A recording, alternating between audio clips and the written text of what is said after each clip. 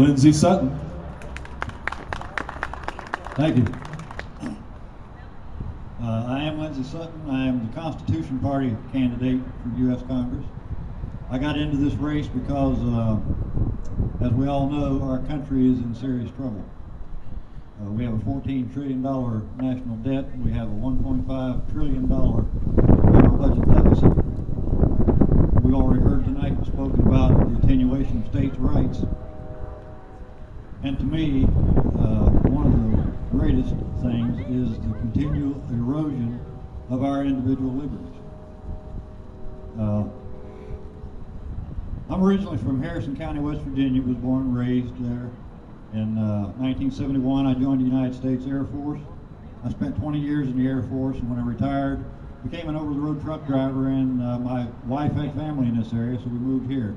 So I've been a resident of Coshocton and Holmes County for 19 years since I retired. My wife and I celebrated our 38th wedding anniversary last week on the 21st. We have 6 kids, all adults, got 4 grandchildren, and sort of getting the cart before the horse, I suppose. It may be pretty obvious that I am not a professional politician.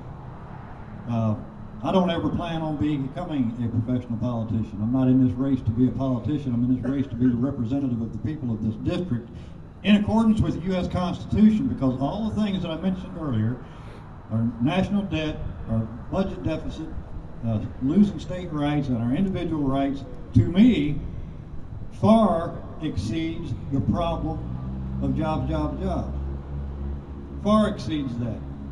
Because if we get back to the fundamental principles that this country was established on, the people of this country know how to make jobs. If we just get the federal government out of our way and out of our pocket.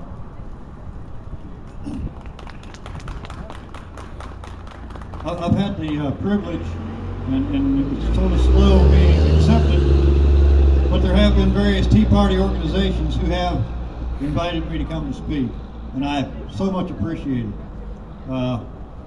And most of the questions that I got from the Tea Party folks was about our liberties, was about our Second Amendment rights, was about all those things that the federal government is supposed to be doing.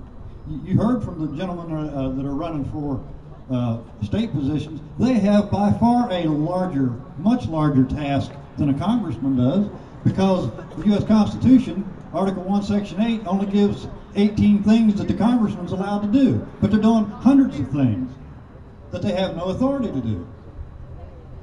And the states are losing their rights, and we as individuals are losing our rights. We have got to get in Washington, D.C., not just march to the steps with banners and yelling to people that don't listen. We've got to get inside the door. We have to take our seat in Congress, that being the seat of Ohio's 18th district. That's what I'm in this race for. I fear for our country. I fear for the future of this country. In 1971, in 1974, in 1978, in 1982, and in 1986, I stood in front of the American flag and held my hand up and swore that I would defend and protect the Constitution of this United States.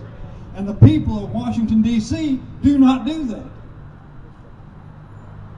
I did my job, and I can guarantee you that if I was sent to Washington, D.C. to represent the people of this district, and when I raise my hand, that means something to me.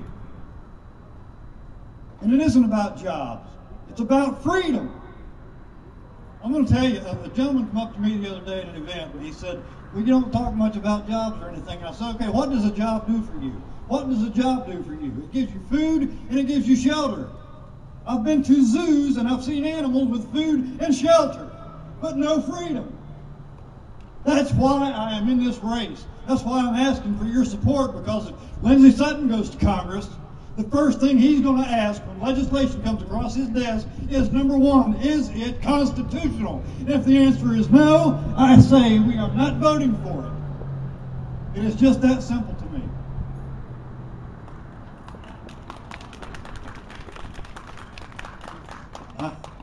I'm angry about what's happening to our country. We have a president of our United States right now who wants to fundamentally transform the country that I and probably many of you here have gone around the world to defend. It has to stop.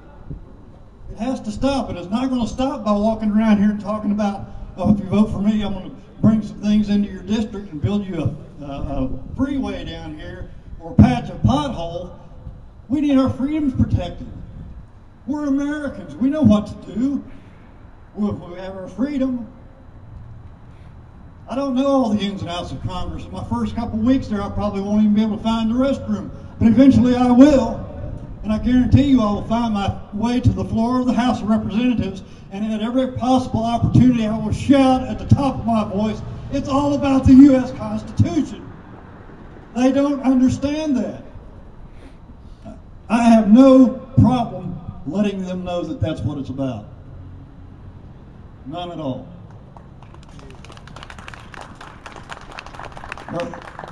Earlier we had Mr. Robert Owens was in here. I'm running out of breath. Excuse me. Back in March, I went down to Robert Owens' office. Some of you may not know it, but he is the state chairman of the Constitution Party. He has worked so hard for freedom for so long. And now this man has a chance to become our Attorney General, and he is by far, I know him personally, he will look out for Ohio's freedoms. And he has never asked me to campaign for him. When I went down there and spoke to him, I said, we don't even have there's not even a Constitution Party candidate in the Ohio 18th District. And why is that? He said, it was just nobody stepped forward. I said, I'm stepping forward. I read the platform of the Constitution Party, and I'm stepping forward. I know what it says, I know what it means, and I know what they stand for. We stand for. So I went down on the 2nd of March, and I went to Tuscarawas County Board of Elections, and I put myself down as a write-in candidate. And I had to have X number of votes in order to even get to win the primary and get on this November's ballots. Guess what? I had enough folks go out and ask, number one, for a Constitution Party ballot, Republicans and Democrats, and number two, they had to write my name down. They had to take, it took some effort. They didn't just go down and check a box. And I told these people I will take this fight, the people that supported me, I will take this fight all the way to November the 2nd. I've told the people in the Tea Party organizations I am not in this thing to do anything else but win. I'm not a spoiler for anybody. I am a spoiler for what's happening to our country with this new administration and his willing cohorts in Congress. It has got to stop. I don't plan, should I be elected, I do not plan to stay in that position. I have some initiatives that I would like to do in that position, and I've told a lot of folks those different things, and I'd be happy to answer questions on that. But what I want to do, but first thing I want to do is set a new precedent, not only in this district, but in all the districts across the United States. But the people, you just heard a gentleman here, and I won't bring his name up again, but he said there's only 2 people who can win. How come we're not letting you decide who wins? You decide who wins. This is the whole reason that I'm here, and the whole reason I joined the Constitution Party is to get the opportunity not to let this die on May 4th, but take this all the way to November 2nd. We cannot stop fighting this fight. We can all look around, we see what has happened. It will get worse. We have a decision to make. I stood up. My daughter came to me and she said, Daddy, what else can we do? Because for years, when I was a truck driver and got out of the United States Air Force, I drove from coast to coast, and at every truck stop and on the CB radio, I talked about our country. Anyone who knows me out there will know. I remember that little guy sitting there drinking coffee in a truck stop talking about the U.S. Constitution. But a lot of folks wanted to listen to it. This is a few years back. People want to know, that there is a choice. I'm just a man. But I am a choice right now. And if we can find somebody, should I get elected, if we can find somebody that comes to take my place and will carry the banner for the U.S. Constitution and represent the people of this district in accordance with that, I'll go back to Holmes County and go fishing and play with my grandkids. If I were to be elected, I will give this district 6 years to find my replacement. That's my term limit. If we can't do it in 6 years, then we're done. I have every bit of faith in people like Kay Clymer, and thank you so much for inviting me down here today.